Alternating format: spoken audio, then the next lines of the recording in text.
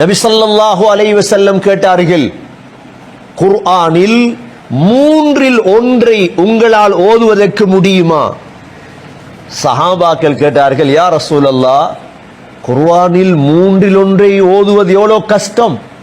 நபி அவர்கள் சொன்னார்கள், குல் ஹுவல்லாஹு அஹத் என்ற இந்த சூராவை ஓதுங்கள், குர்ஆனில் மூன்றில் ஒன்றை ஓதிய நன்மை கிடைக்கும்.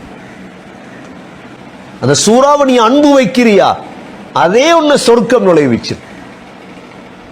இரண்டாவது சிறப்பு. மூன்றாவது சிறப்பு, ஸல்லல்லாஹு அலைஹி வஸல்லம் சொல்கிறார்கள், யார் 10 தடவை குல் ஹுவல்லாஹு அஹத் சூராவை ஓதுவாரோ, 10 தடவை அல்லாஹ் சுவர்க்கத்தில் ஒரு மாளிகையை கட்டி விடுவார். உமர் ரலியல்லாஹு அன்ஹு கேட்டார்கள், யா ரசூலல்லாஹ், கூடுதலாக ஓதினால் 20 தடவை ஓதினால், 30 தடவை ஓதினால், 40 தடவை ஓதினால்? அல்லாஹ் விசாலமானவன், 40 தடவை ஓதினால் 4 கட்டிடம் கட்டுவான் சொர்க்கத்திலே உங்களுக்கு. எவ்வளவு சிறப்பு நிறைந்த சூரா இது.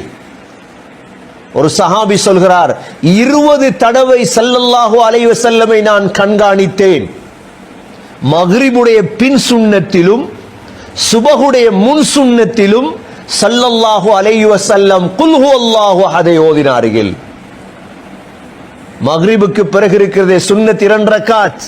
இதில் முதல் ரக்காத்தில் குல் யா அய்யுல் காஃபிரூன், இரண்டாவது ரக்காத்தில் குல் ஹுவல்லாஹு அஹத். சுபஹுடைய முன் சுன்னத் இருக்கிறதே, முதல் ரக்காத்தில் குல் யா அய்யுல் காஃபிரூன், இரண்டாவது ரக்காத்தில் குல் ஹுவல்லாஹு அஹத். கண்ணியமிக்க சகோதரர்களே, ஸல்லல்லாஹு அலைஹி வஸல்லம் சொல்லுவார்கள், நீங்கள் காபாவுக்கு சென்றால் தவாஃப் செய்கிறீர்கள், தவாஃபை முடித்துவிட்டு 2 ரக்காத் தொழுவீர்கள், அதிலும் நீங்கள் இரண்டாவது ரக்காத்தில் ஓத வேண்டிய சூரா குல் ஹுவல்லாஹு அஹத். ஆயிஷா ரலியல்லாஹு அன்ஹாவிடம் கேட்டார்கள், நபி ஸல்லல்லாஹு அலைஹி வஸல்லம் வித்ர் தொழுகையில் கடைசி ரக்காத்தில் ஓதக்கூடிய சூரா எது? சொன்னார்கள் ஸல்லல்லாஹு அலைஹி வஸல்லம், வித்ர் தொழுகையில் கடைசி ரக்காத்தில் ஓதக்கூடிய சூரா சூரத்துல் இக்லாஸ், குல் ஹுவல்லாஹு அஹத். சகோதரர்களே, தூங்கும் பொழுது ஸல்லல்லாஹு அலைஹி வஸல்லம் குல் ஹுவல்லாஹு அஹத் ஓதாமல் தூங்க மாட்டார்கள். ஒவ்வொரு தொழுகைக்கு பிறகும், ஃபர்லான தொழுகைக்கு பிறகும் ஸல்லல்லாஹு அலைஹி வஸல்லம் குல் ஹுவல்லாஹு அஹத் ஓதுவார்கள். ஸல்லல்லாஹு அலைஹி வஸல்லம் நோயாளியாக இருந்த பொழுது இந்த குல் ஹுவல்லாஹு அஹதை ஓதித்தான் உடம்புகளில் தடாவுவார்கள். இந்த 10 சிறப்பும் இருக்கிறது குல் ஹுவல்லாஹு அஹதுக்கு.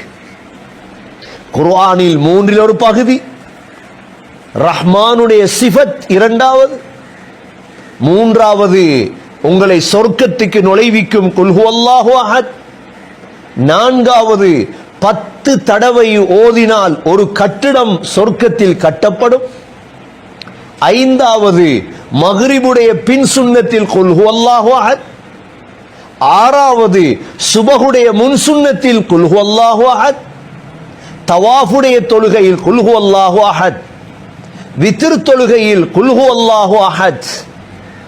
சகோதரர்களே, தொழுகைக்கு பிறகு குல் ஹுவல்லாஹு அஹத், தூங்கும் பொழுது குல் ஹுவல்லாஹு அஹத். ஸல்லல்லாஹு அலைஹி வஸல்லம் இந்த குல் ஹுவல்லாஹு அஹத் சூராவை விரும்பினார்கள். ஏன்? இதில் அல்லாஹ்வுடைய 5 சிஃபத் இருக்கிறது. நாங்க ஒவ்வொருத்தரும் பேசவர், ஒரு வாரமாவது பேசவர். யாருக்கெல்லாம் இந்த செய்தி காது கெட்டுகிறதோ ஒரு 10 பேருக்கு பேசுங்க, குல் ஹுவல்லாஹு அஹத் பத்தி பேசுங்க. முஸ்லிம்களுக்கு பேசுங்க சிறப்பை, முஸ்லிம் அல்லாதவர்களுக்கு பேசுங்கள் அல்லாஹ் என்பவன் யார்.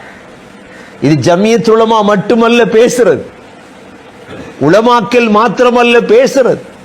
நாங்க பேசாம விட்டதால தானே இன்று அல்லாஹ் என்றா யாரு என்பதை இன்று மாற்று மத சகோதரர்கள் எப்படி பேசுறாங்க.